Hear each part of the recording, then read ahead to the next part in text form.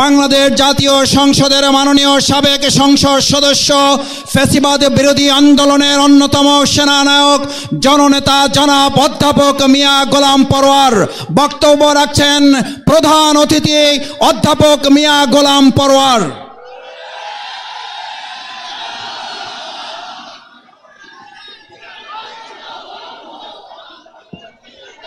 আসসালামু আলাইকুম ওয়া রাহমাতুল্লাহি ওয়া বারাকাতুহু।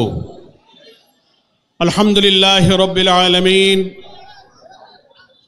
সালাতু ওয়াসসালামু আলা সাইয়্যিদিল মুরসালিন ওয়া আলা আলিহি ওয়া সাহাবিহি আজমাইন। বাংলাদেশ জামাত ইসলামীর উদ্যোগে গত 15ই সেপ্টেম্বর সাংবাদিক সম্মেলনে ঘোষিত 3 দিনব্যাপী কর্মসূচির প্রথম কর্মসূচি ঢাকা মহানগরীর উদ্যোগে আজকের এই বাইতুল মোকাররমের দক্ষিণ গেটে বিশাল জনসমাবেশের সংগ্রামী সভাপতি, ঢাকা মহানগরী দক্ষিণের সংগ্রামী আমির জননেতা নুরুল ইসলাম বুলবুল। আপনারা দেখতে পাচ্ছেন আমাদের সভা মঞ্চে উপস্থিত আছেন জামাত ইসলামীর সম্মানিত কেন্দ্রীয় নেতৃবৃন্দ, ঢাকা মহানগরী নেতৃবৃন্দ, সাংবাদিক বন্ধুগণ। রাজধানী ঢাকার প্রাণকেন্দ্রে আজকের এই বিশাল সমাবেশে সমবেত আমার প্রিয় দেশবাসী ভাই ও বোনেরা, আজকের কর্মসূচিতে যেহেতু বিক্ষোভ মিছিল আছে, তার পূর্বের এই সমাবেশ অতি সংক্ষেপে আমরা 2-4টি কথা আপনাদের খেদমতে পেশ করছি। আমাদের নেতৃবৃন্দের কাছে আপনারা শুনেছেন দেশের রাজনীতি একটি স্বচ্ছ গ্রহণযোগ্য নির্বাচনের দিকে এগিয়ে যাওয়ার লক্ষ্যে দেশবাসীর যে আকাঙ্ক্ষা, জামাত ইসলামী সেই প্রচেষ্টায় প্রাণান্তকর প্রচেষ্টা চালিয়ে যাচ্ছে। আমরা যেমন রাজপথে চেষ্টা চালাচ্ছি, ঐক্যমত্য কমিশনে আমরা চেষ্টা চালাচ্ছি, সরকারের সঙ্গে নীতি নির্ধারক যারা আছেন নির্বাচন কমিশনে সমমনা সমস্ত রাজনৈতিক দলের চতুর্মুখী প্রচেষ্টার মধ্য দিয়ে জামাত ইসলামী চায় একটি গ্রহণযোগ্য নির্বাচনের দিকে বাংলাদেশটা এগিয়ে যাক।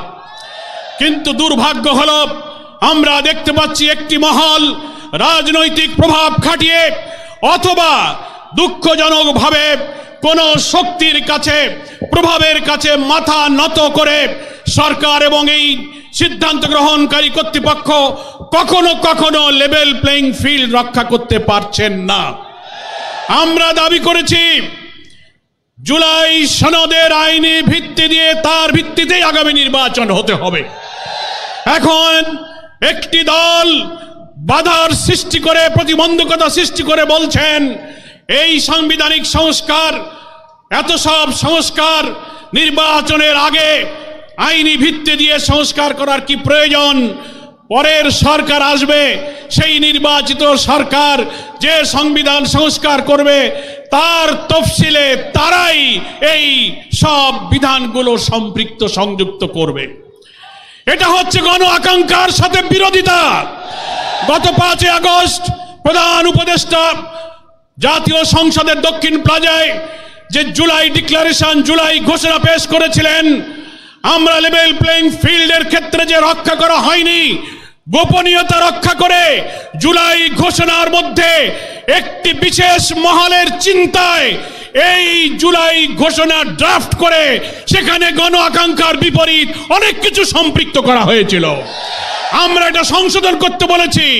তার 25 নম্বর অনুচ্ছেদে বলা হয়েছিল এর পরবর্তী সরকার এসে সংবিধানে এই সংস্কার এবং জুলাই সনদ বাস্তবায়ন করবে। এটা গণ আকাঙ্ক্ষা নয়।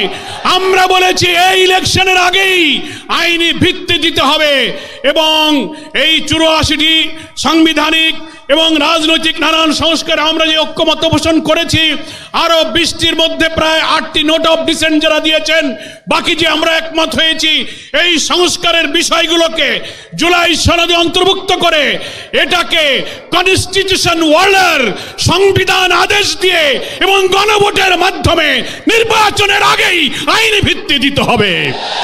তা না হলে দেশ একটি মহা দুর্যোগের দিকে পড়ে যেতে পারে। আমি প্রধান উপদেষ্টার কাছে বিনয়ের সাথে নিবেদন করে আপনি এই দক্ষিণ প্লাজা জাতীয় সংসদে জুলাই ঘোষণার দিনও লিখিত অঙ্গীকার করেছেন যে আমরা বিদ্যমান রাষ্ট্র কাঠামোকে সব জায়গায় সংস্কার করব। কই আজকে যারা বলছেন নির্বাচিত পরের সরকার এসে সেটা সংস্কার করবে, তার অর্থ হলো এই দলেরই বড় স্থায়ী কমিটির নেতারা বক্তৃতায় বলছেন এখন আপনারা যত আইন সংস্কার করেন, যত কিছু বানান না কেন, আমরা ক্ষমতায় গিয়ে তা মুছে দেব। এখনই তাই যদি বলতে পারে তো আগামীতে কারা ক্ষমতায় যাবে আমরা জানি না, কিন্তু তাদের ইচ্ছার মধ্যে কিন্তু দুরভিসন্ধি আছে। তাই এখন যেহেতু অন্তর্বর্তীকালীন একটি নির্দলীয় সরকার, এটাই হচ্ছে জুলাই সনদের একটা জাতীয় ভিত্তি, সাংবিধানিক ভিত্তি, আইনি ভিত্তি দেওয়ার সবচেয়ে উপযুক্ত নিরাপদ সময়। সেজন্য কোনো তালবাহানা না করে আমরা ঐক্যমত্য কমিশনকে এবং সরকারকে, যেহেতু সরকার প্রধানই হচ্ছে ঐক্যমত্য কমিশনের প্রধান, আপনি সকলকে ডাকুন, কোনো সংকট তৈরি না করে আপনি কনস্টিটিউশন অর্ডারের মধ্য দিয়ে, একটা রেফারেন্ডামের মধ্য দিয়ে, এখনো সময় আছে, আপনি ইলেকশন এই সনদের ভিত্তিতে নির্বাচন করুন। কেউ কেউ বলছেন না এটা করা যাবে না, অনেক সাংবিধানিক মেজর ইস্যুতে যে ভিন্ন মতগুলো রয়েছে, আমরা প্রস্তাবে ঐক্যমত্য কমিশনে বলেছেন প্রধানমন্ত্রী পরপর 2 বার ক্ষমতায় থাকতে পারবে না, জুডিশিয়ারিতে প্রধানমন্ত্রীর ইচ্ছায় নিয়োগ হবে না, সাংবিধানিক পদগুলোতে নিয়োগ হবে না, সেপারেট অ্যাপয়েন্টিং অথরিটি হবে। এই সংস্কার যদি এখন না হয়, প্রেসিডেন্ট প্রধানমন্ত্রীর ক্ষমতার ভারসাম্যগুলো ঠিক করার জন্য যত সংস্কার এত 2 মাসে আমরা করলাম, তা যদি ইলেকশনের আগে না হয়, বিদ্যমান রাষ্ট্র কাঠামোতে যদি আবার নির্বাচন হয়, তাহলে এই কাঠামোতে আরেকটি ফ্যাসিবাদের জন্ম হবে। এই বিদ্যমান কাঠামোয় নির্বাচন হলে আরেকটি হাসিনার জন্ম হবে। বাংলার মানুষ আর ফ্যাসিবাদ জন্ম হতে দেবে না। সেই জন্য লেভেল প্লেইং ফিল্ড আপনারা মেনটেন করতে পারছেন না। জুলাই সনদের আইনি ভিত্তি দিন, কনস্টিটিউশন অর্ডার জারি করুন, গণভোট দিন, ফ্যাসিবাদের দোসরদের রাজনীতি অকার্যকর করে তাদের কার্যক্রম স্থগিত করুন, এবং আপনারা নির্বাচনের পূর্বে প্রতিশ্রুতি দিয়েছিলেন ঘৃণ্য মানবতা বিরোধী অপরাধীদেরকে দৃশ্যমান বিচার এই নির্বাচনের আগেই জাতির সামনে দেখাতে হবে। এগুলোই হচ্ছে আপনার প্রতিশ্রুতি বাস্তবায়ন করতে হবে। আপনি জনগণের কাছে প্রতিশ্রুতিবদ্ধ আছেন। তাই দেশবাসীকে আজকে বলবো, অনেকে বলছেন যে আপনারা আলোচনায় আছেন, আবার কেন আন্দোলনে যাচ্ছেন? এটাই হচ্ছে কারণ। আলোচনার টেবিলে যাচ্ছি, কিন্তু সে আলোচনার সফলতার মুখ দেখছি না। মনে হয় কোন চাপের মধ্যে পড়ে সরকার একটি শুভঙ্করের ফাঁকির দিকে যাচ্ছে।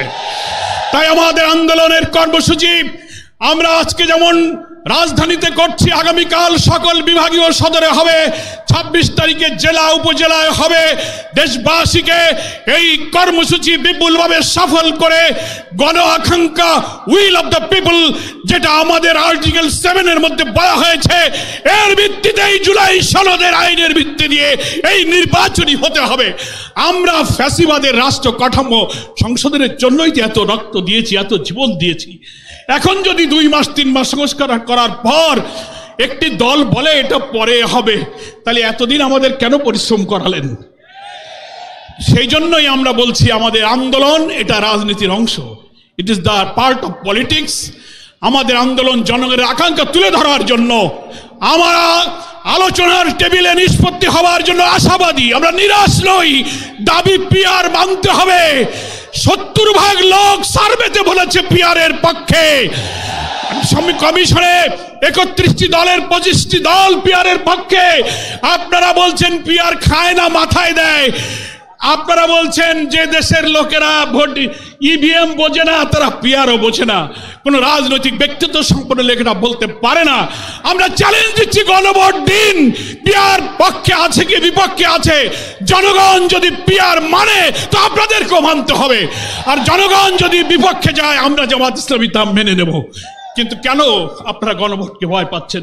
ভয় পাচ্ছেন কেন? পিআরের মধ্য দিয়ে যদি সকলে অংশীদারিত্বের ভিত্তিতে বেশি শক্তি, কালো টাকা মুক্ত, কোয়ালিটি পার্লামেন্ট হয়ে একটি সুন্দর সরকার গঠন হয়, তাহলে যারা কর্তৃত্ববাদী সরকার ব্রুট মেজরিটি নিয়ে আরেকটি ফ্যাসিবাদী হয়ে উঠতে পারবে না, তারাই পিআরকে ঠেকাতে চায়। আসুন 5 দফা দাবির ভিত্তিতে গড়ে ওঠা এই আন্দোলনকে দাবি আদায় না হওয়া পর্যন্ত আমরা অব্যাহত রাখার অঙ্গীকার করে আজকে রাজধানী ঢাকার এই সমাবেশ থেকে বিদায় নিয়ে এখনই বিক্ষোভ মিছিলে যোগদান করব। আল্লাহ হাফেজ। বাংলাদেশ জিন্দাবাদ। জামাত ইসলামী জিন্দাবাদ। সম্মানিত ভাইরা, এখন সভাপতির বক্তব্য রাখবেন বাংলাদেশ জামাত ইসলামীর কেন্দ্রীয় নির্বাহী পরিষদের অন্যতম সদস্য, ঢাকা মহানগরী দক্ষিণের সংগ্রামী আমির মজলুম